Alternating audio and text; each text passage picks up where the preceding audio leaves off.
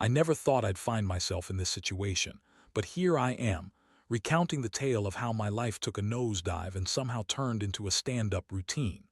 My name's Jake, and my wife, Tiffany, and I were the picture-perfect couple, or so everyone thought. We met in college, married shortly after graduation, and for a while everything seemed golden. We had a nice house in the suburbs our friends were envious, and we even had a dog named Max.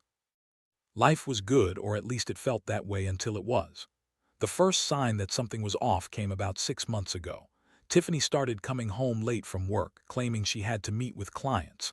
At first, I believed her. After all, her career in marketing was picking up speed.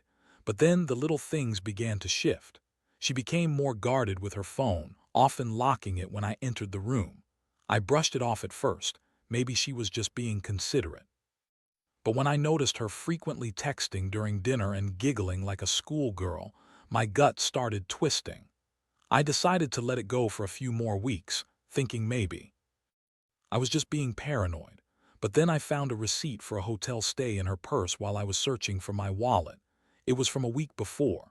I confronted her about it and she laughed it off, saying it was for a work retreat she had forgotten to mention. I wanted to believe her, but deep down I felt the air shift. The ominous storm clouds were gathering. Fast forward to last Friday night. Tiffany had been acting particularly strange, more so than usual. I noticed she was wearing a new perfume, something fruity and sweet that didn't quite fit her usual scent. When I asked about it, she shrugged it off, saying it was a gift from a coworker. I was sitting on the couch, scrolling through my phone when I stumbled upon a chat on Instagram between her and a guy named Max, a stand-up comedian she mentioned in passing. The messages were flirty, filled with inside jokes and emojis that made my stomach churn. "Can't wait to see you again," one of them read.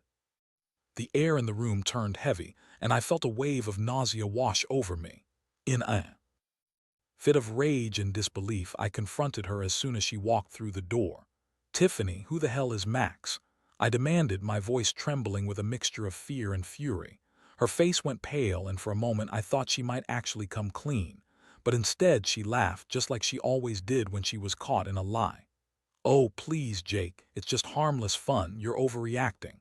I couldn't believe my ears. Harmless fun. My heart raced as she tried to worm her way out of the truth with further lies, claiming that comedy was just a hobby for him and that they were merely friends. I pointed to the messages on my phone, and her expression shifted from smugness to something more desperate, as if she was trying to figure out her next move. The confrontation spiraled. She was shouting, I was shouting, and it felt like a scene from a cheap drama. I was livid, hurt, and confused. How could she throw away everything we built for some stand-up loser? "I can't believe you would do this to us," I yelled, wondering if our vows meant anything at all. To her, her excuses grew wilder, filled with tales of loneliness and a need for excitement that she claimed I didn't provide. She painted herself as the victim, and I couldn't fathom how she managed to twist reality so effortlessly. It felt surreal, like I was stuck in a bad sitcom and I was the punchline. The emotional impact was like a freight train hitting me full speed. I went from feeling shocked to anger, and then the sadness crept in. I had spent years of my life with this woman, and she was throwing it all away for laughs and thrills while I was left standing alone in the wreckage of our marriage. I was crushed. But as the flames of rage began to cool, a new feeling started to take hold: determination. I wouldn't let this slide. I wasn't going to be the victim in this tale. There had to be a way to turn the tables, to regain my dignity after being blindsided. Little did she know, I had plans brewing in my mind. I took a deep breath, trying to settle my racing thoughts. I knew this confrontation was just the beginning. I had to plot my next move carefully. How would I ensure that she wouldn't get away with this? The wheels started turning in my head, and as much as I was hurting, the idea of revenge began to feel like a lifeline. The next steps would be crucial, but one thing was clear: I would get the last laugh. The weekend after the confrontation was a blur. I spent most of my time packing around the house, replaying the argument in my mind. I couldn't shake the feeling of betrayal, but as painful as it was, it fueled a fire within me. I needed a plan, a way to reclaim my pride and show Tiffany that there were consequences for her actions. I started by gathering intel. I needed to know more about this Max character, who he was, what he did, and how Tiffany had become involved with him in the first place. It wasn't hard to find him online. The moment I typed his name into Google, a slew of results popped up. He was a local stand-up comedian, performing at various venues around town. I spent hours watching his videos, trying to find something I could use against him. His humor was sharp, but there was something about him that made my skin crawl. Maybe it was the way he laughed at his own jokes, or how he seemed to relish the attention from women in the audience. As I scrolled through social media, I stumbled upon a flyer for one of his upcoming shows, a comedy night at a popular bar downtown. I felt a rush of adrenaline. This was it. This would be my opportunity to confront him, to make my presence known. I'd show Tiffany that I was no longer the pushover she thought I was. I decided then and there that I would attend the show, but I wouldn't go alone. I needed backup, someone who could help me keep my cool and support me during this explosive encounter. So I called my buddy Mark, an old friend who always knew how to lighten the mood. He answered almost immediately, and I could hear the laughter in his voice. "What's up, man? You sound like you need a drink." I took a deep breath and told him everything. Every detail of the betrayal spilled out, and as I spoke I felt lighter. Mark listened intently, his voice a steady anchor as I unraveled the chaos of my emotions. When I finished, he was silent for a moment before finally speaking. "Dude, you need to come to this show with me. Let's make it a night." That's how it came to be. Mark and I showed up at the bar the following Friday. I could feel my heart racing as we walked through the door. The place was packed and the energy was electric. People were laughing, drinks were flowing, and I could see Max on stage, basking in the spotlight. He was charismatic, charming, everything I wasn't in that moment. I hated him for it. As the evening progressed, I watched Tiffany and her friends walk in. She was radiant, laughing a little too loud, and I could see her scanning the room. When her eyes landed on me, they widened with shock, and I reveled in it. She hadn't expected to see me here, especially after the fight. I made sure to hold Mark's gaze and let him know I was ready for anything. When Max took the stage again, I knew it was time to put my plan into action. I leaned over to Mark and whispered, "Let's have some fun." He nodded, a mischievous grin creeping across his face. Max began his set, cracking jokes about relationships and dating that made the audience roar with laughter. It was a comedy goldmine, but I could see Tiffany's discomfort growing as she realized how close I was. I felt a surge of power. I was no longer the victim. I was in control. After a few minutes, Mark and I started heckling. "Hey, Max, what's it like to steal another guy, wife?" I shouted, my voice cutting through the laughter. The audience fell silent for a moment, and I could see Max's face shift from amusement to confusion. Tiffany's eyes were wide with disbelief, and I could tell she was mortified. Mark chimed in with his own quip. "You must be pretty good if you've got a married woman swooning over you. What's your secret?" The crowd started to murmur, and I could feel the tension in the air. Max tried to laugh it off, but I could see the cracks forming in his facade. "Who the hell are you?" he shot back, trying to regain control of the situation. "I'm the guy you're trying to take advantage of," I yelled, the adrenaline surging through my veins. I stood up, feeling stronger by the minute. "You think it's funny to mess with someone's marriage? That's low, man." The crowd was eating it up. Laughter erupted, and I could see Tiffany's face flush with embarrassment. She was squirming in her seat, and for the first time the tables had truly turned. Max tried to deflect, but the audience was on my side, and I could feel the momentum shifting. I continued to banter, throwing out zingers that landed perfectly, each one a dagger aimed at both Max and Tiffany. I could see her desperately trying to pull out her phone, likely to call me or text me, but I wouldn't give her that satisfaction. As the night wore on, I felt a mix of satisfaction and vindication. I had gone from the butt of the joke to the one holding the punchline. And as I glanced at Tiffany, the realization hit me. She was embarrassed, not just by what was happening, but by the fact that I was standing up for myself. I could feel her anger radiating towards me, and yet I couldn't help but smile. I had played my cards right, and it felt good. The show ended and the audience applauded wildly. I knew I had made my point. Max tried to charm his way out with a few final jokes, but I could see the cracks in his confidence. As the crowd dispersed, I turned to Mark. "Let's get out of here," I said, feeling triumphant. As we walked away from the bar, I knew this was only the beginning of my new path. I would not be the man who let infidelity slide. I would reclaim my dignity, and if that meant making a scene, then so be it. I had the last laugh that night, and it felt incredible. What Tiffany didn't realize was that the game had changed. I was no longer the passive partner, willing to accept her lies. I was ready for whatever came next, and I wouldn't be caught off guard again. The aftermath of that night was nothing short of chaotic. I still felt the adrenaline coursing through my veins as I drove home with Mark. For the first time in weeks, I felt a sense of relief. I had stood up for myself in a way that not only surprised Tiffany but also empowered me. It didn't matter that she was my wife. I was done being a punching bag. The thrill of having the last laugh was intoxicating. Mark dropped me off, and as I entered the house, the silence was deafening. There was no sign of Tiffany, her car was gone, and I figured she was either avoiding me or out with friends, trying to salvage her pride. I welcomed the quiet time to reflect on everything that had happened, replaying the night in my mind like a highlight reel. I couldn't stop smiling, even as I thought about what was to come. The next morning, I woke up to find Tiffany sitting at the kitchen table, her face drawn and tired. She looked like she hadn't slept a wink, and for a fleeting moment, I felt a twinge of sympathy. But then I remembered the betrayal, and my resolve hardened. She had made her choices, and now it was time for me to make mine. "Jake, we need to talk," she started, her voice shaky. "Talk about what, Tiffany? How you're going to try to manipulate your way out of this," I replied, crossing my arms over my chest. The confidence from the night before surged back, and I was ready for her excuses. Her expression changed from frustration to desperation. "I'm sorry about last night, it was just a joke. You know how comedians are, you took it too far." I couldn't help but scoff at her words. "A joke? You've been lying to me for months, and now you want to brush it off as a joke. You had a relationship with this guy, a physical one no less. Don't you dare downplay it."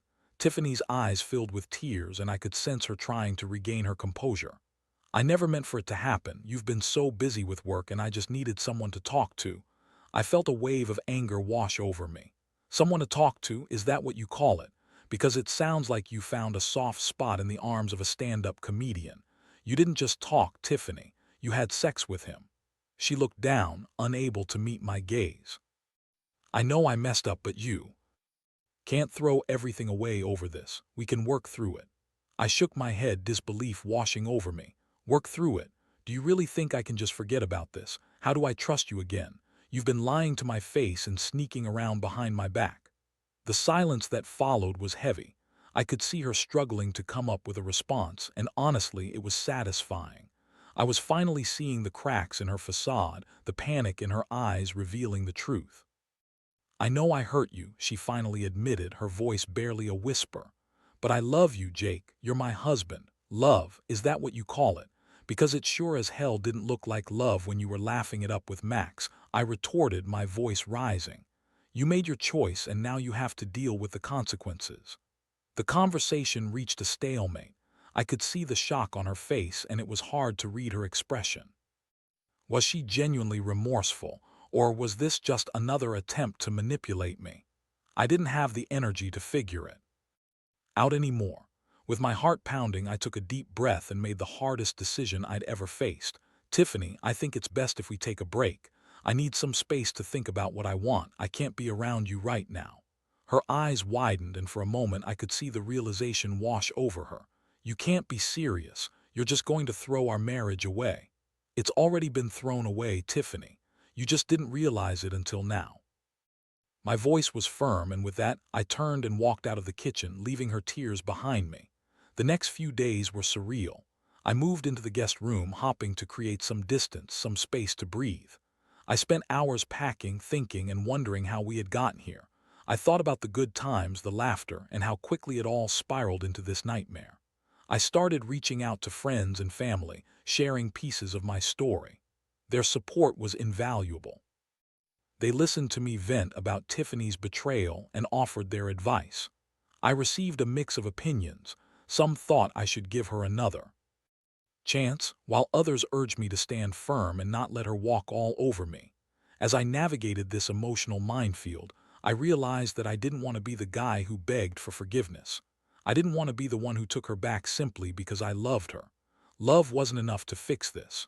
Trust had been shattered, and no amount of apologies could piece it back together. I started focusing on myself, hitting the gym, picking up hobbies I'd neglected, and reconnecting with friends.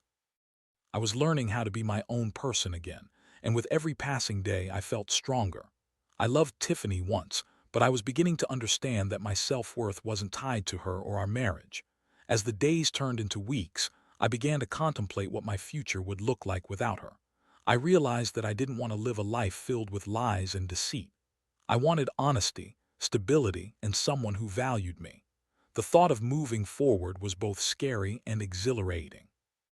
One evening, while I was out with Mark grabbing dinner, I couldn't shake the feeling that I needed closure. I wanted to confront Tiffany one last time. I needed to look her in the eyes, not as a broken man, but as someone who was reclaiming his life. I had questions, and I was ready to hear her answers.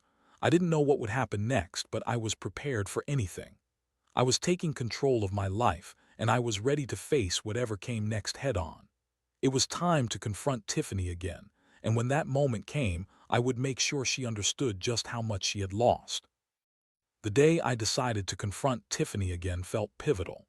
I spent hours preparing myself mentally, thinking of everything I wanted to say, and making sure I wouldn't let her manipulate me into feeling guilty or weak. I needed to go in strong, not as the hurt husband she had taken for granted, but as a man who had regained his sense of self-worth. It was a Tuesday evening when I finally gathered the courage to approach her. I'd spent the day at work, and as I drove home, the anticipation made my stomach churn. I had decided to meet her at the house.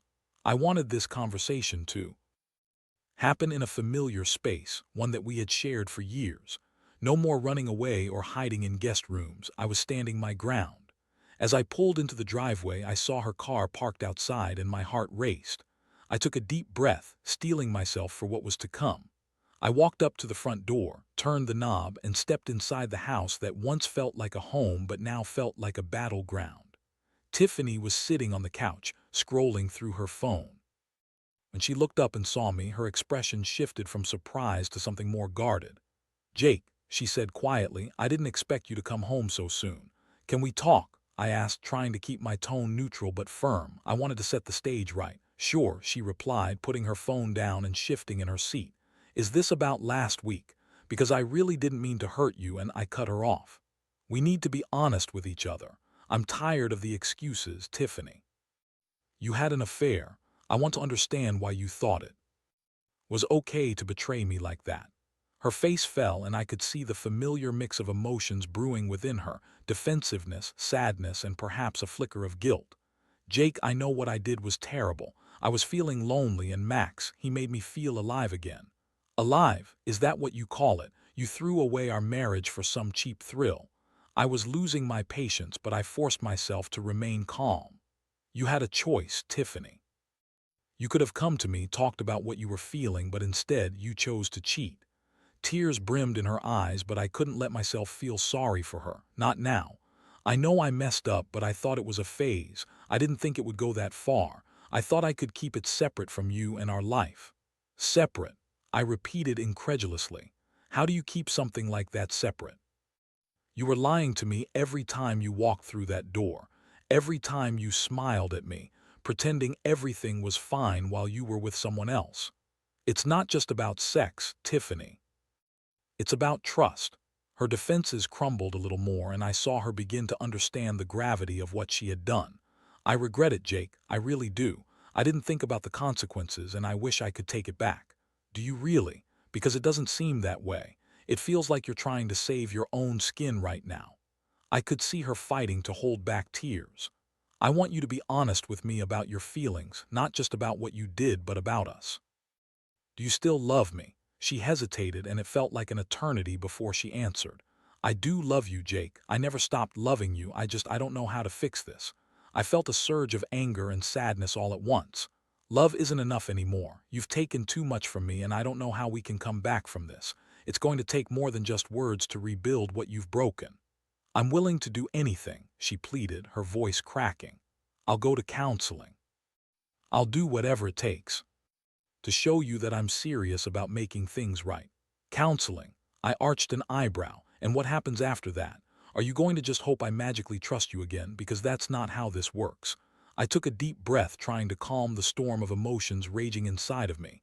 I need to think, Tiffany. I can't jump back into this just because you're asking me to. Her face fell, disappointment washing over her. But I thought we could work it out. Maybe, but it's not going to happen overnight. You need to understand the damage that's been done. Trust isn't easily earned back, it takes time. We sat in silence for what felt like an eternity, the weight of our conversation hanging heavily in the air. I could see her trying to process what I was saying, and while part of me felt a pang of empathy, the larger part was resolute. I think we both need time apart to really reflect on what we want, I said finally. I'm not saying it's over, but I can't pretend everything is okay when it's not. Tiffany nodded, tears spilling down her cheeks. I understand, I didn't want it to end like this. Neither did I replied, my voice softening. But we can't go back to how things were. It's going to take work on both our parts, and right now I don't know if I can be the one to fix it. She wiped her tears away, looking defeated. Okay, just don't give up on me completely. I want to make things right. I gave her a solemn nod, knowing that this might be the beginning of the end or a chance for a new start.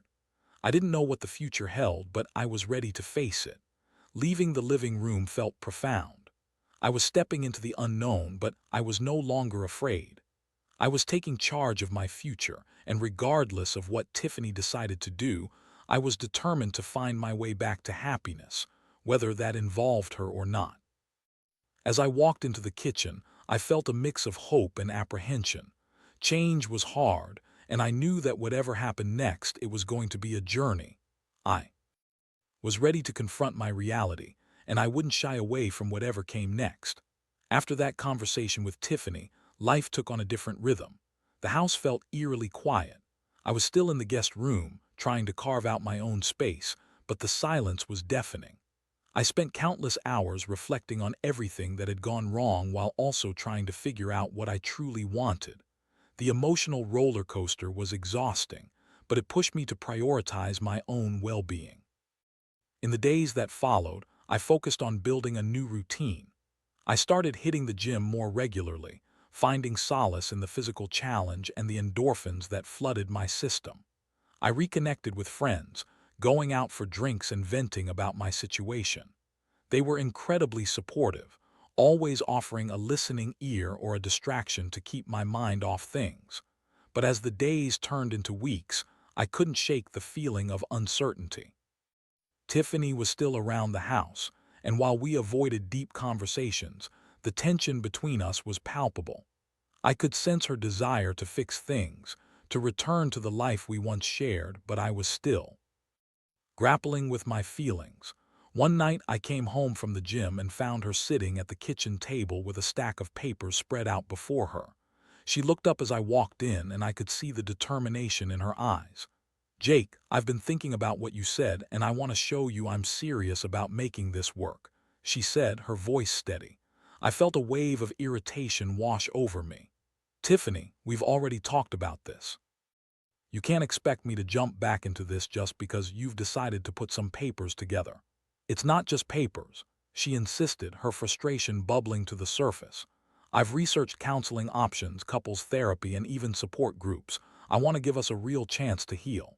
I stared at her, trying to gauge her sincerity. And what makes you think that any of this will change how I feel? You cheated on me. It's not something I can just forget. I know, and I'm not asking you to forget.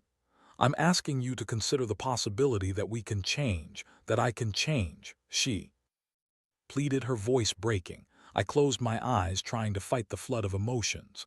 I don't know if I can trust you again, Tiffany. You have to understand how much this has hurt me. Her eyes softened, and for a moment I felt a flicker of the love we once shared. I understand, but I'm willing to do whatever it takes to earn your trust back. I'll go to therapy alone if that's what it takes. I don't want to lose you. Hearing those words hit differently. I had been so focused on my own pain and anger that I hadn't truly considered her perspective. "You're asking a lot from me," I finally said, my voice steady but wavering. "I need to see real change, not just words or promises, but action." "I can do that," she responded, her voice filled with a mix of hope and desperation. "I don't want to be that person anymore. I want to be better for you and for myself." I took a deep breath, weighing my options. On one hand, there was the fear of stepping back into a relationship that could lead to more heartache. On the other, there was the part of me that still cared for her and wanted to explore the possibility of healing. "Let's take it slow," I finally said. "If you're serious about this, we can start seeing a therapist together, but I need to set boundaries. I can't just jump back into being your husband without knowing that you're fully committed to this." Tiffany nodded, tears glistening in her eyes. "Thank you, Jake. I know it won't be easy, but I'm willing to put in the work."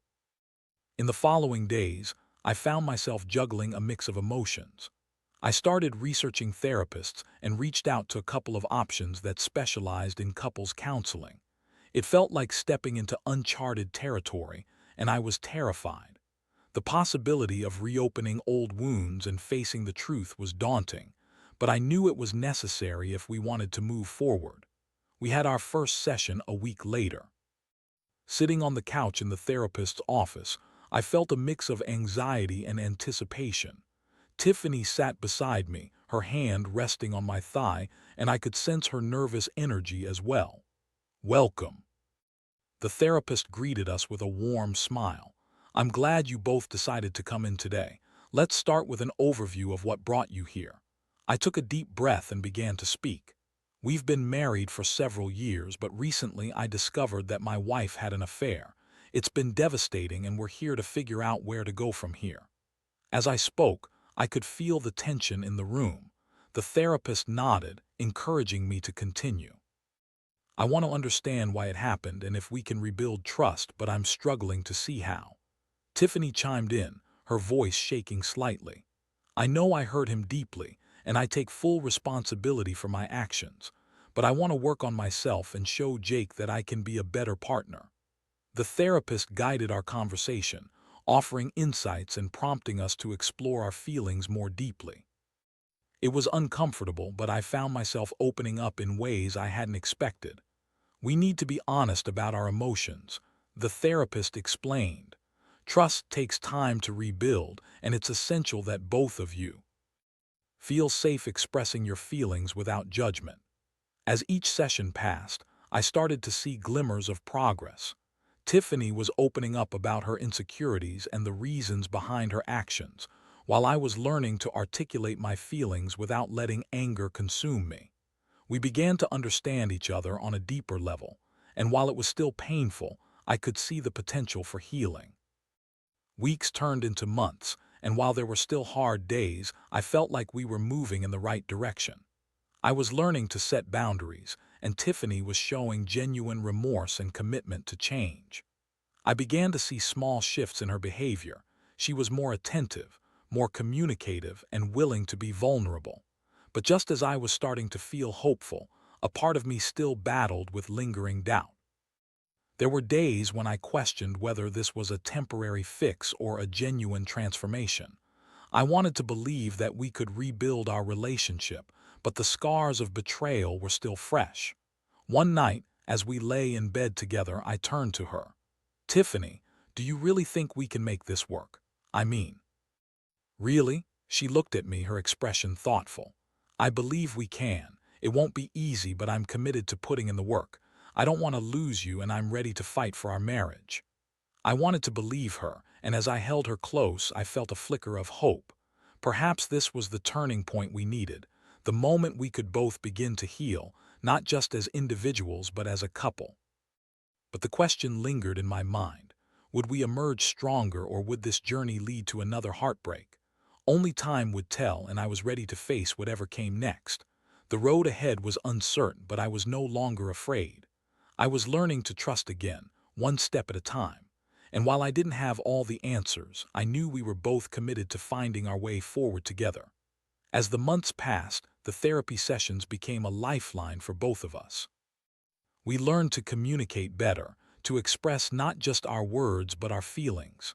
It was awkward at times, like trying to learn a new language, but the effort was worth it. Each session peeled back layers of hurt and misunderstanding, and slowly I could feel the foundation of our relationship beginning to solidify again. One evening, after another productive session, Tiffany and I sat down to discuss our progress. "I feel like we're finally starting to connect again," she said, her eyes sparkling with hope. "I know it's a long road, but I believe we're on the right track." I nodded, my heart swelling slightly. "I do too, but I still have moments of doubt, you know. Moments when I remember the hurt and wonder if I can truly forgive and forget." "That's understandable," she replied, reaching for my hand. "I know I hurt you deeply, and I can't expect you to just let it go. But I want you to know that I'm committed to showing you that I've changed." We shared a quiet moment, and I realized how much I missed this connection. The warmth of our conversations, the comfort of just being together without the weight of betrayal looming over us. As the weeks continued to blur into months, I found myself becoming more open to the idea of a renewed relationship. We celebrated small victories, spontaneous date nights, weekend adventures, and moments of laughter that felt genuine again. Tiffany was making a conscious effort to be present, and it was clear that she was working hard to earn back my trust. However, the lingering thought of Max still haunted me. I had avoided confronting him directly since that night at the bar, but the need to put that chapter behind me grew stronger. I decided it was time to face him, not just for myself but for my own closure. I needed to know that I wouldn't let his presence linger in our relationship any longer. One Friday night, I found out about another show he was performing at downtown. I arrived at the venue early, my nerves on edge. As I waited, I ran through various scenarios in my head, trying to prepare for whatever confrontation lay ahead. Max took the stage, and I felt the familiar rush of adrenaline. He was charming, cracking jokes and winning over the audience. But tonight I wasn't there for entertainment, I was there for closure. After his set, I approached him backstage. He was surrounded by admirers, laughing and joking, but as I stepped forward, I could see the moment he recognized me. His smile faded and I felt the weight of our shared history hang between us. "Jake," he said, forcing a smile. "What's up?" I took a deep breath, my heart pounding. "We need to talk." He looked around, gauging the situation. "Can we do this somewhere else? This isn't really the place." "No, we're doing this now," I interrupted, my voice steady. "You crossed a line, Max. You took something from me that you can never give back. I don't care how charming you think you are. I won't let you ruin my life any longer." The tension in the room thickened, and I noticed some of his admirers quietly retreating, sensing the confrontation. "Look, man, it wasn't my intention to hurt you. It was just," he started. "Just what? A fling? A joke? You think it's funny to mess with someone's marriage?" I shot back, my emotions bubbling to the surface. "You may think you're some kind of star, but you're just a coward hiding behind your jokes." Max's expression shifted, and I could see him struggling to find the right words. "I did mean for it to go that far. Honestly, I thought she'd told you." I shook my head in disbelief. "That's not the point. You had a choice. You could have walked away. Instead, you chose to take advantage of my wife and our marriage." He looked down, the bravado fading. "I'm sorry, man. I truly am. I didn't think about the consequences." "Good," I replied, my voice firm. "I hope you learned something from this. I won't forget what you did, and I won't let you back into our lives. Stay away from Tiffany." With that, I turned and walked out, feeling lighter with each step away from that toxic presence. I had confronted the source of my pain, and as I left the venue, I felt a wave of relief wash over me. I was reclaiming my life, taking control of my future, and finally putting the past where it belonged. Back at home, I found Tiffany waiting for me, her anxiety palpable. "How did it go?" she asked, her eyes searching mine for answers. I smiled, feeling a sense of newfound strength. "I confronted him. It's over. I won't let him come between us anymore." She rushed into my arms and I could feel her relief. "I'm so proud of you, Jake. That took a lot of courage." "I needed to do it for myself," I replied, holding her tightly. "We're moving forward now together." As we embraced, I felt the weight of the past begin to lift. We had a long way to go, but I was finally beginning to believe that we could make it work. In the months that followed, We continued with therapy, delving deeper into our feelings and learning to communicate more openly. Slowly, we rebuilt our relationship on a foundation of honesty and vulnerability. I learned to trust again, not just Tiffany but myself. I was no longer the man who would accept betrayal without a fight. I was stronger, more resilient, and ready to embrace whatever life threw my way. Tiffany and I began to create a new chapter in our lives, one built on understanding and growth. While the scars of the past would always be there, they served as reminders of how far we had come. We were both committed to making our marriage work, and for the first time in a long while, I felt optimistic about our future. As I reflected on everything that had happened, I realized that while the journey had been painful, it had also been transformative. I had learned invaluable lessons about love, trust, and resilience. I knew now that love wasn't just about the good times. It was about facing the storms together and coming out stronger on the other side. And as I lay beside Tiffany, feeling her warmth and the steady rhythm of her breath, I couldn't help but smile. We had fought the battle together, and while it wasn't over, I was ready for whatever came next. Together, we would navigate the challenges ahead, hand in hand, building a future that was ours.